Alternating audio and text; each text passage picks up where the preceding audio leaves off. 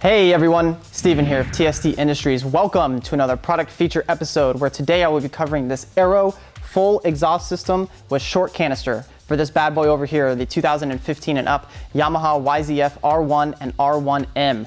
Today I'm going to be covering 4 topics: design, performance, a little bit of installation, and sound. Now sound is probably the easiest for us to convey over the internet, so turn your speakers up and listen to this.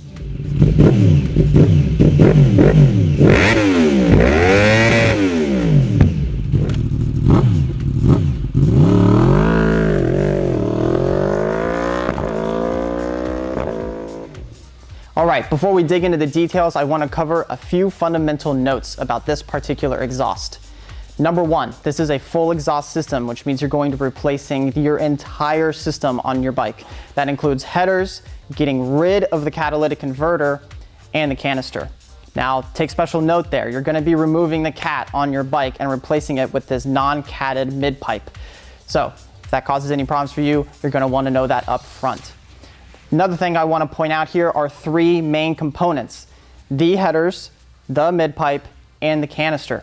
Now, I'm going to cover those in detail, but I do want to specify the mid-pipe and the canister for a full exhaust system will always be titanium. That is the only way for you to acquire a titanium mid-pipe.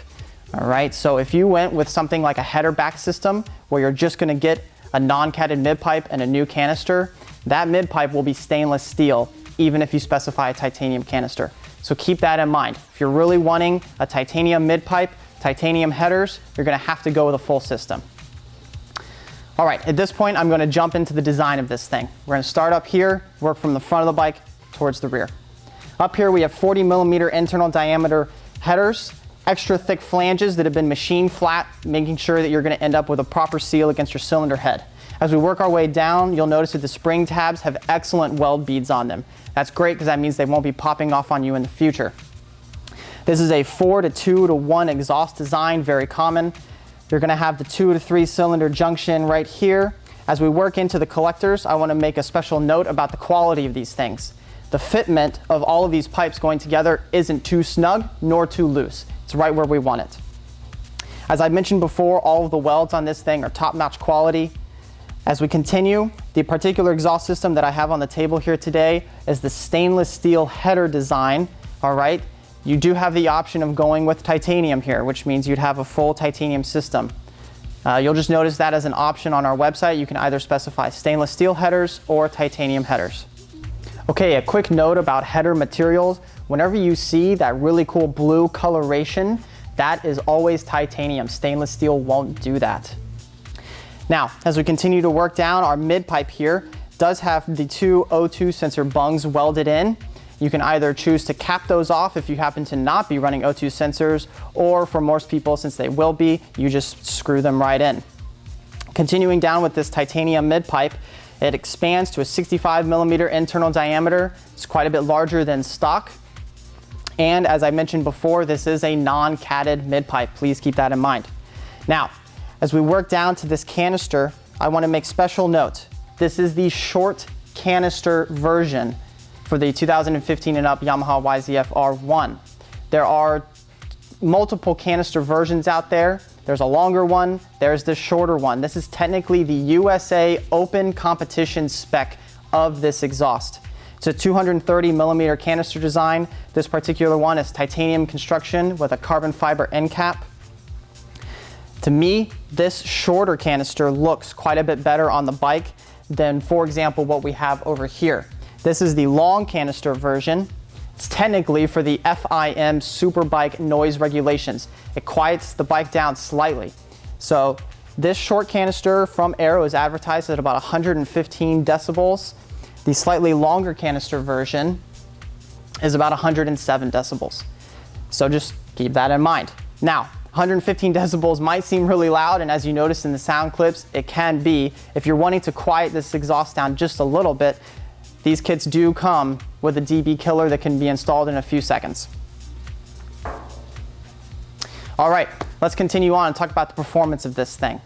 One of the greatest reasons to get a full exhaust system on your bike is weight savings. Now, The stock catalytic converter is a tank, super heavy, very bulky. Replacing that with this mid-pipe is where you'll generate a lot of your weight savings. But let's talk about the numbers. Stock exhaust system is over 21 pounds. The stainless steel version, the stainless steel header version of this full exhaust comes in just under 13 pounds, and the full titanium version is about 10.5. That means you're going to be saving 9 to 11 pounds depending on which header version you choose. Those are big weight savings. All right, everybody likes to talk about some horsepower numbers. I haven't seen any concrete details from Aero at this point, but I have seen between 10 and 15, maybe even 20 horsepower gain in the mid-range, which is phenomenal for this type of an exhaust, and then 10 horsepower up top. I'll keep my reservations to see some really concrete data in the future, but for right now, that's what I've got for you.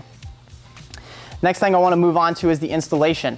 Now, for some people, this may seem like a pretty daunting task, but in reality, it's not too bad. It is a little time consuming. Bart estimates it to take the average rider 1.5 to 2 hours to put this on the bike, but in reality, that's not too bad.